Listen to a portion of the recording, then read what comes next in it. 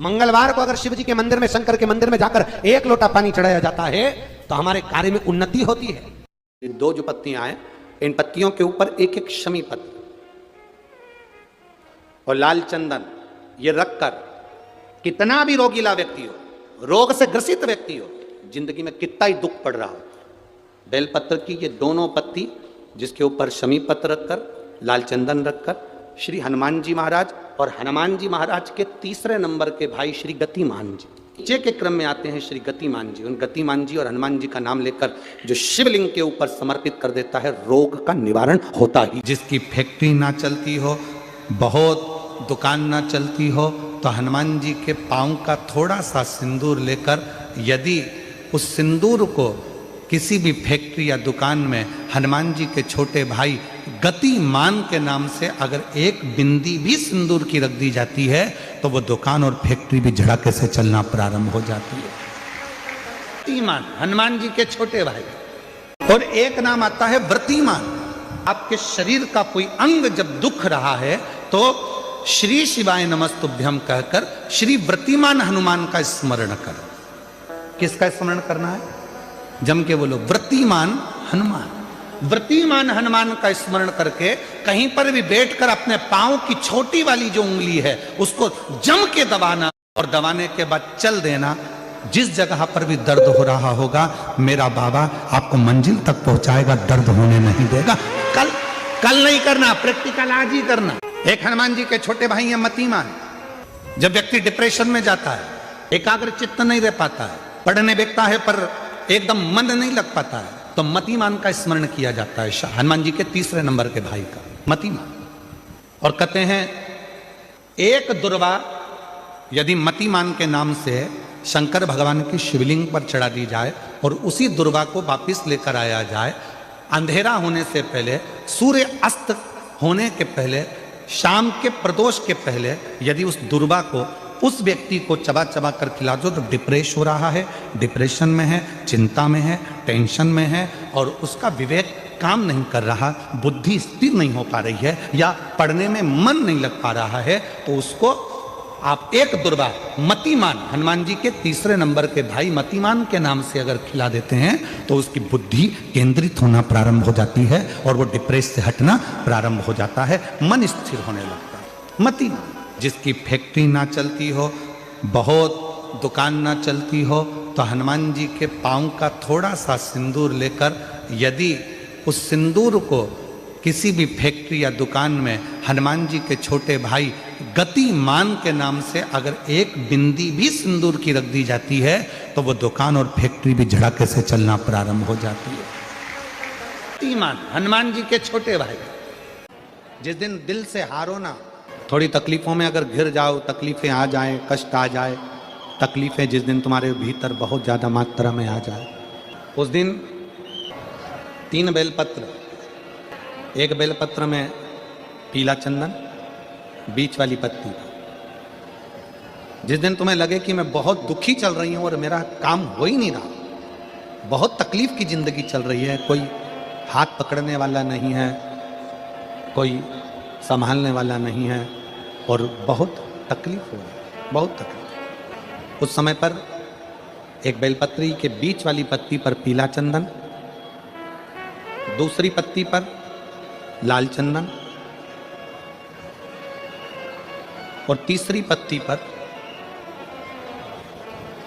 11 चावल गीले, पानी में उसको थोड़ा सा भिगो लें या धो लें, 11 चावल गीले शिव जी की उस पत्ती पर रखिए। सबसे पहला पीला चंदन का बेलपत्र, दूसरे नंबर पर लाल चंदन का बेलपत्र, तीसरे नंबर पर जो 11 चावल आपने धोकर रखे हैं वो हाथ की हथेली में रखना है और हाथ की हथेली में रखकर अपनी कामना कर कर भगवान शंकर से विनय कर कर पंचाक्षर मंत्र नमः शिवाय या षडाक्षर मंत्र ओम नमः शिवाय या श्री शिवाय नमस्तुभ्यम बोलकर उस बेलपत्र पर सीधे हाथ में रखकर उल्टे हाथ का स्पर्श कर कर बाबा से अपने मन के भाव कहकर शंकर के शिवलिंग पर उसे समर्पित कर दीजिए। एक ही लोटा जल जहां से जल बहता है अशोक सुंदरी वाली जगह, एक ही लोटा जल, जहां से जल बहता है उस जल बहने वाली जगह पर 3 बार उस जल को अपनी कामना कर कर श्री शिवाय नमस्तुभ्यम या पंचाक्षर मंत्र या षडाक्षर मंत्र बोलकर 3 बार उस स्थान पर गिरा दीजिए। गिराने के बाद में बाबा से विनय कर कर अक्षत वाली जो बेलपत्र है, एक बेलपत्र और एक अक्षत उसमें से अपने लिए लेकर आ जाओ। उसको 2 महीना 3 महीना अपने घर में रखिए। जितना भी दुख है धीरे धीरे बाबा समाप्त कर कर खुशियां घर में लेकर आता ही तो होगा, खुशियां घर में आएगी जरूर। विवाह शादी में देरी हो रही हो या कोई नया कार्य चालू कर रहे हो उसमें देरी हो रही हो, या कोई सर्विस के लिए नौकरी के लिए जा रहे हो और वो कार्य नहीं हो रहा हो, तो एक धतूरा, केवल एक धतूरा, उस धतूरे को फोड़कर उसके अंदर का फल निकालकर उस फल को शिवलिंग पर चढ़ाकर 1 लोटा जल शंकर भगवान को समर्पित कर कर। दिन होना चाहिए मंगलवार। कौन सा दिन होना चाहिए? जम के बोलो जरा, मंगलवार। समर्पित करो। उसके बाद में आप जब घर से निकलो तो काम जरूर कर कर निकलो। पहला, घर में जो भगवान का मंदिर है, घर में जो भगवान का देव स्थान है, देवालय है, शिवालय है, उसको नमन करो, प्रणाम करो, विनय करो। दूसरा, घर से निकलते समय अपने घर का जो बुजुर्ग हैं, अपने घर के जो बड़े हैं, उनको नमन करो, उनको प्रणाम करो। एक परमात्मा का साथ और दूसरा घर के बुजुर्गों का आशीर्वाद हमारे साथ चलता है तो निश्चित है उसका फल हमको मिलता जरूर है। कहीं विघ्न में हम पड़ रहे हों, विघ्न में हम गिर गए हों, पड़ गए हों, तो उस विघ्न से निकलने के लिए घर के बुजुर्गों का आशीर्वाद और महादेव की कृपा, ये दोनों ही हमारे लिए श्रेष्ठता देती है। शंकर है, मन में कोई संशय उत्पन्न हो गया, मन में कोई बड़ी भारी संकट उत्पन्न हो गया, कोई ऐसी बात तुम्हारे मन में आकर खड़ी हो गई है जिस बात का कोई निर्णय नहीं निकल रहा, तो एक बेलपत्र को हाथ की हथेली में रखकर अपने हृदय से उसको लगाकर मन से बाबा को अपने मन की बात कहकर जब वो बेलपत्र हम शिव जी को समर्पित करते हैं, मान लो हम कुछ नहीं कह पाए बाबा भोलेनाथ जी को, हम अपने दिल की बात शंकर भगवान को कुछ नहीं बता पाए और कुछ रह भी गया, तो हमारे मन की बात भगवान देवाधिदेव महादेव स्वीकार कर लेते हैं एक बेलपत्र के माध्यम से। जो हम चाहते हैं शिव उसको स्वीकार कर कर हमारी झोली खुशियों से भरना प्रारंभ कर देते हैं। एक बेलपत्र हमारी पूरी बात को शिव जी तक कह देते हैं। एक बेलपत्र, एक दुर्वा, एक चावल का दाना रखकर आपने दिल से 108 बार श्री शिवाय नमस्तुभ्यम घर में बोलो और अपना जो पानी का स्थान होता है, मटका, हंडा, परिंदा, जिसको आप क्या बोलते हो यहाँ हमें नहीं मालूम, उसका स्पर्श कराकर आपके घर के नजदीक में जो शंकर का मंदिर हो उस शंकर के मंदिर में उत्तर की ओर मुख कर कर वो बेलपत्र, दुर्वा, चावल का दाना शिव जी पे समर्पित कर दो।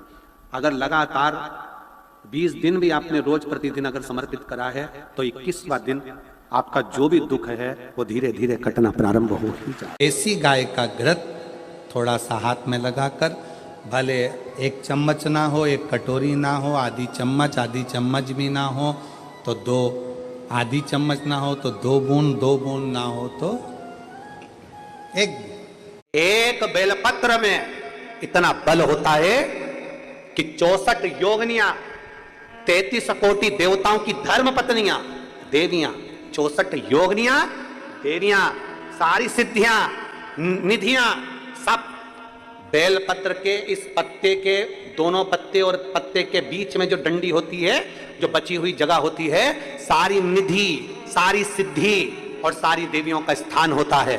जब हम एक बेलपत्र को दिल से अपनी कामना कर कर देवाधिदेव महादेव को, ये शिवलिंग जलाधारी, ये जल बहता है, तो बेलपत्र समर्पित करते हैं, दक्षिण में बैठकर जब दंडी का मुख उत्तर की ओर कर बेलपत्र अपने मन से कामना कर शिवलिंग पर समर्पित करते हैं, तो ऐसी कोई कामना नहीं जो मेरा महादेव पूरी ना करता। मान लो बहुत बड़ा रोग हमारी जिंदगी में आ गया, बहुत बड़ी बीमारी हमारी जिंदगी में आ गई, डॉक्टर की दवाई भी ले रहे हो, इलाज भी करवा रहे हो, जांचें भी करवा रहे हो, सब कुछ कर रहे हो, सब कुछ। उसके बाद भी यदि आराम नहीं लग रहा, उसके बाद भी अगर हमको हमारे शरीर में आराम नहीं लग रहा, तो फिर हम क्या करें?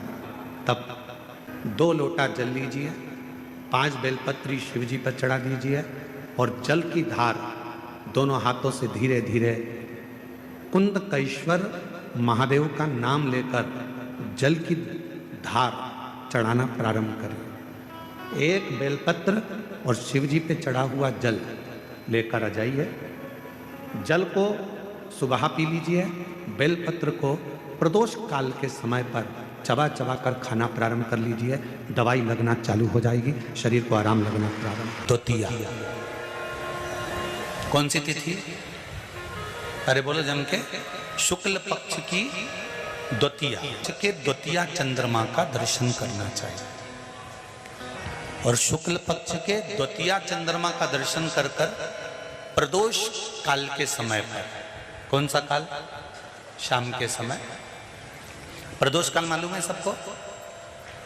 सूर्य जब डूबता है उसके 45 मिनट पहले से सूर्य डूब जाए उसके 45 मिनट बाद का।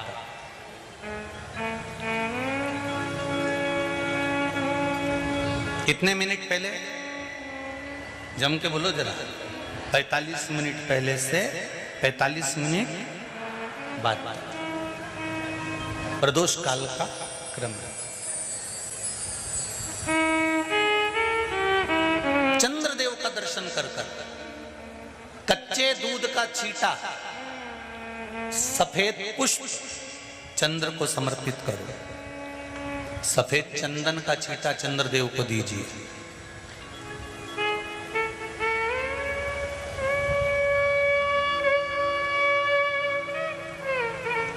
और चंद्रदेव को छींटा देने के बाद जो दूध है उसका छींटा अपने तन पर लीजिए। सफेद चंदन थोड़ा सा अपने शरीर पर लगा लीजिए। कितना भी विषम से विषम रोग हो, कितना भी किडनी, लीवर, चाहे कैंसर जैसा रोग हो, मेरा चंद्र शुक्ल पक्ष के द्वितीया के चंद्र में शंकर भगवान स्वयं विराजमान होकर अपने भक्त को रोग से मुक्त करते हैं। द्वितीया का चंद्र।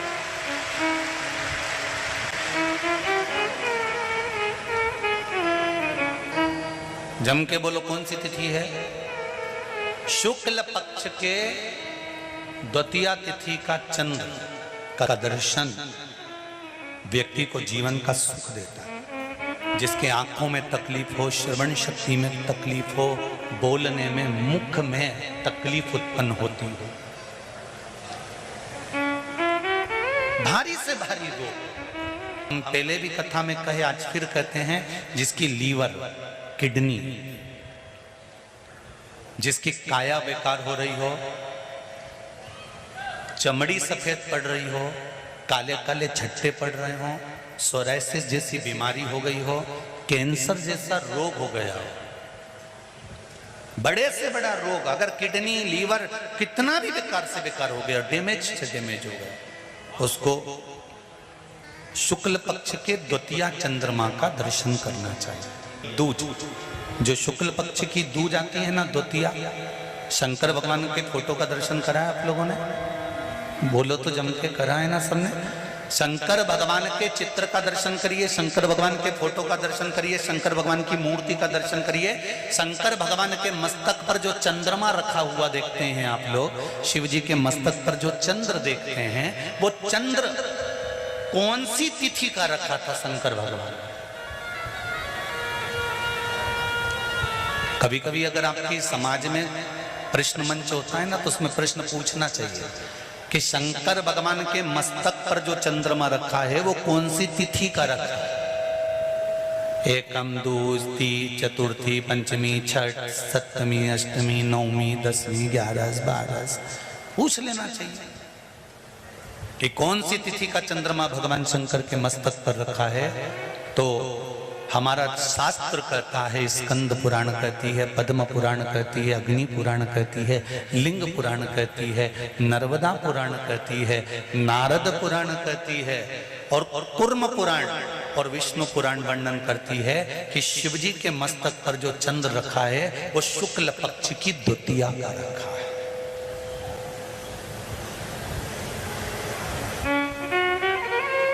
कैलेंडर किस किस के घर में? उठाओ जरा हाथ। जिसके घर में कैलेंडर या पंचांग, आज ही घर जाकर देखना, कैलेंडर को पलट कर देखना, शुक्ल पक्ष की द्वितीया तिथि जैसे ही देखोगे उसमें लिखा होता है चंद्र दर्शन। लिखा होता है कि नहीं होता है? अरे बोलो तो जी जी लिखा होता है ना। शुक्ल पक्ष की द्वितीया तिथि देखोगे तो उसमें लिखा होता है चंद्र दर्शन। अब इस प्रत्येक शुक्ल पक्ष की द्वितीया तिथि पर चंद्र दर्शन क्यों लिखा होता है?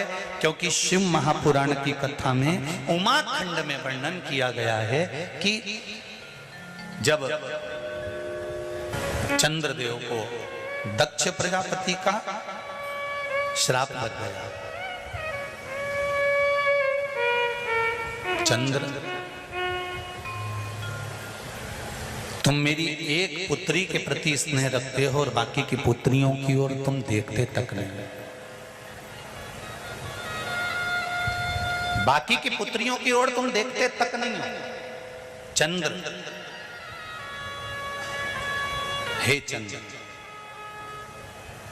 मैं तुम्हें श्राप देता हूं कि तुम्हें काया का रोग हो जाए, तुम्हारी काया गलना प्रारंभ हो जाए और तुम्हें तुम्हारे इस रोग से कभी मुक्ति नहीं मिलेगी। चंद्र दुखी हो गए।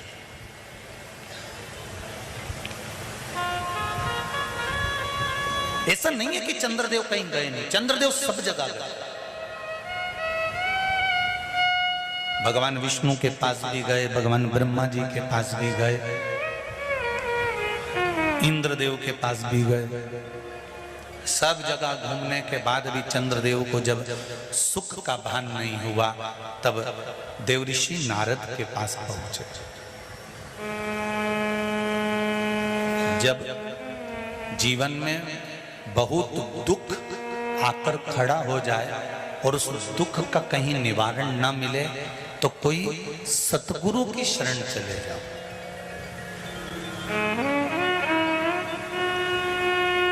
और सतगुरु भी वो होना चाहिए जिसको अपनी पूजन से मतलब नहीं, उसको परमात्मा की पूजन से मतलब होना चाहिए।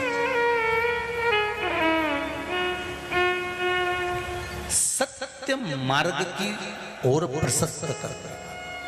देवऋषि नारद के पास गए और नारद जी से जाकर कहा मेरी काया गल रही है, मेरी काया में रोग हो गया है, मेरी काया टपक रही है, कुछ कृपा कर दो।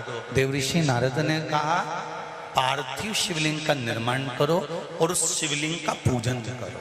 अब देखिएगा जरा,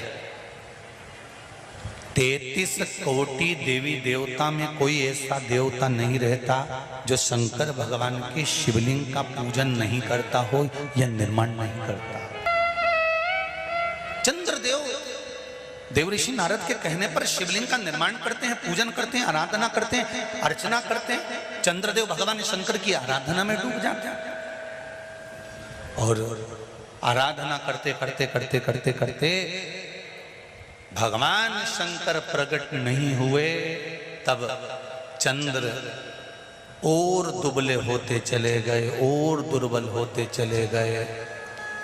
शरीर चंद्रदेव का टेढ़ा होने लगा क्योंकि केवल हड्डी का कंकाल चंद्रदेव का रह गया।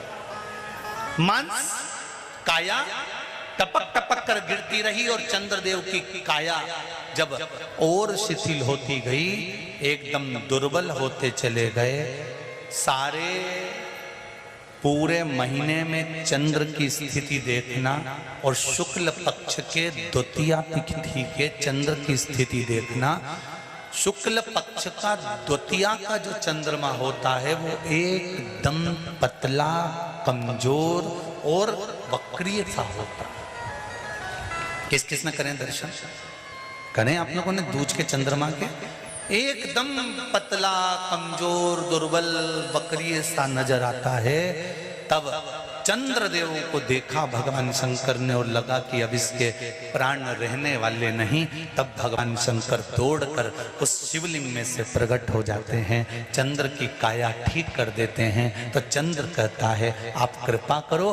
भगवान ने उसी चंद्र को, द्वितीया के चंद्र को अपने मस्तक पर धारण कर लिया और द्वितीया के चंद्र को मस्तक पर धारण कर भगवान शंकर ने कह दिया कि सुनो चंद्रदेव, आज शुक्ल पक्ष की द्वितीया तिथि है, जिस दिन मैंने आपको अपने मस्तक पर धारण करा है।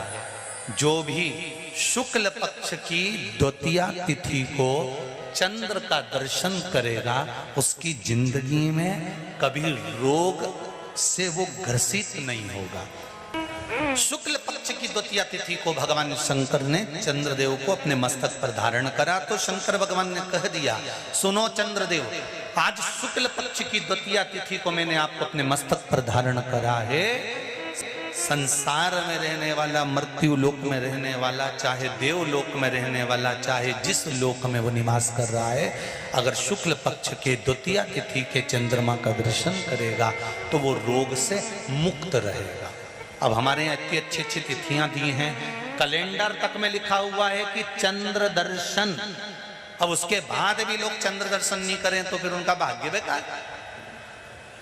पंचांग में लिखा है कि चंद्र दर्शन, बोलो सही है कि गलत है? उस पर पंचांग में लिखा है कि चंद्र दर्शन, शुक्ल पक्ष की द्वितीया तिथि चंद्र दर्शन।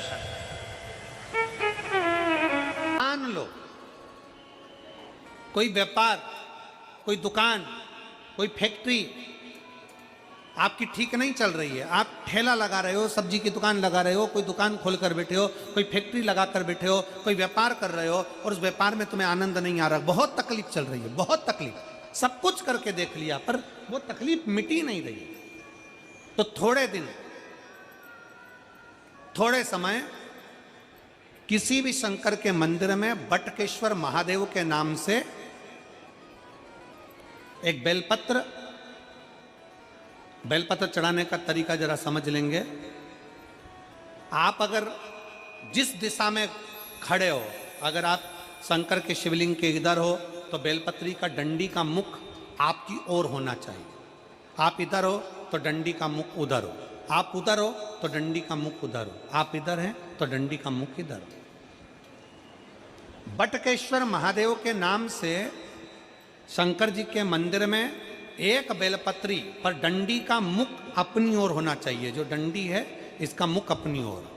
बटकेश्वर महादेव के नाम से एक बेलपत्र शंकर भगवान को समर्पित करो बटकेश्वर महादेव के नाम से।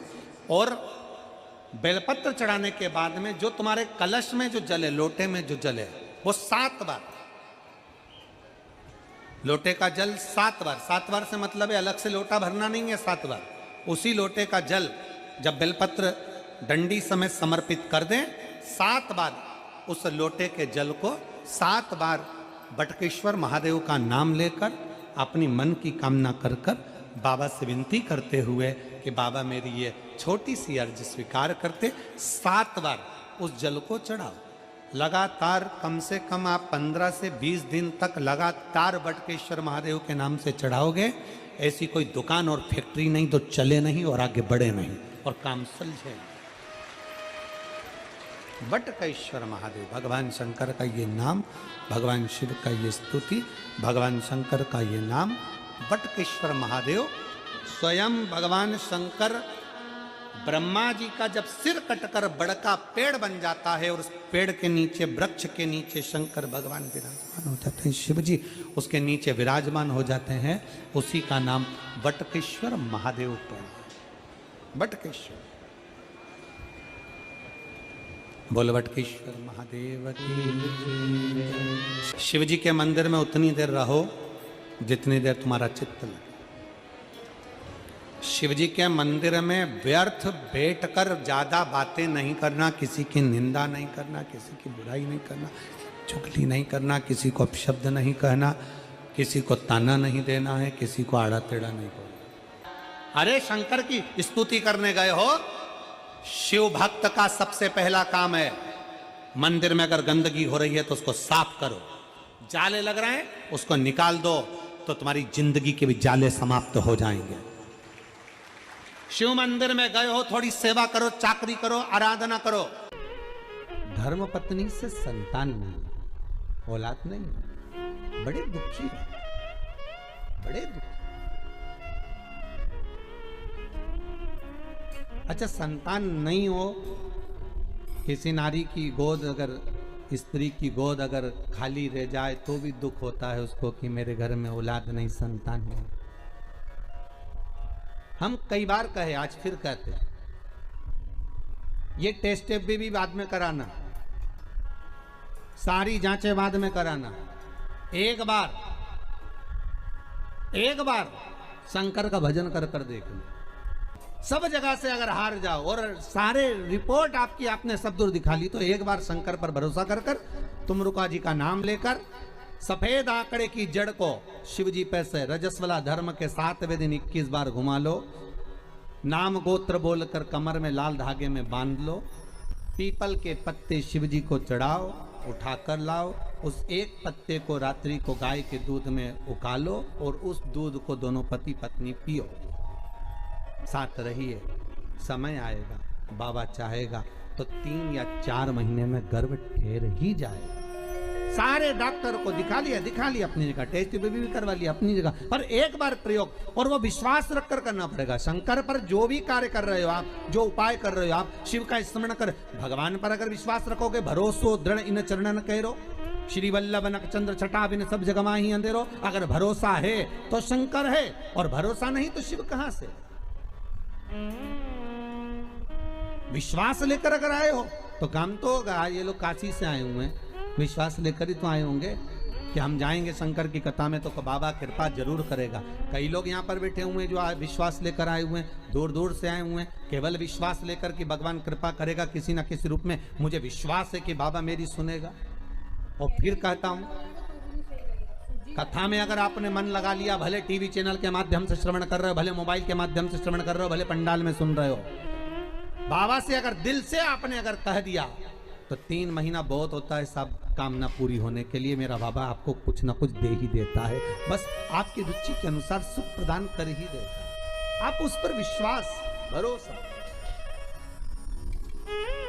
भटकना नहीं है हमको, मार्ग से विचलित नहीं होना। लंबी बाती का प्रमाण अलग होता है। लंबी बाती क्यों लगाई जाती है? भगवान के मंदिर में, दीप में, देवियों की पूजन में, लक्ष्मी की वृद्धि के लिए। कौन से देवता के यहाँ लंबी बत्ती लगती है और कौन से देवता के यहाँ गोल बत्ती लगती है, उसका भी प्रमाण वर्णन। किसी देवी की पूजन करो तो लंबी बत्ती आती है, कुल देवता की पूजन करो तो लंबी बत्ती आती है। किसी मंदिर में किसी देवता को लगाने जाओ तो गोल बत्ती लगती है, उसका भी प्रमाण है। लंबी बत्ती जहां लगाई है, अगर लक्ष्मी के सामने लगाई है तो लक्ष्मी की लंबाई बढ़ती है, लक्ष्मी की वृद्धि बढ़ती है। अगर कुल देवता के नाम की लगाई है तो वंश की वृद्धि होती है। इसलिए हमारे यहाँ अमावस्या पूनम को जो पाटे माटे भराते हैं उसमें गोल बत्ती नहीं लंबी लगाई जाती है, जिससे हमारा वंश बढ़े। नवरात्रि में देवी जी की जो बाती लगाई जाती है वो लंबी लगाई जाती है, गोल नहीं। क्यों? क्योंकि जिससे माँ हम पर कृपा बनाकर रखे, हमारा वंश खूब बढ़े, हमारे यहाँ लक्ष्मी की वृद्धि हो। स्थिर बाती, गोल बाती लगाई जाती है ब्रह्मा के मंदिर में, इंद्र के मंदिर में, देवता के मंदिर में। तुलसी के सम्मुख में लंबी बाती नहीं लगती, तुलसी के सम्मुख में गोल बाती लगाई जाती है महाराज, जिससे स्थिरता का भाव केंद्रित हो। स्थिरता का भाव।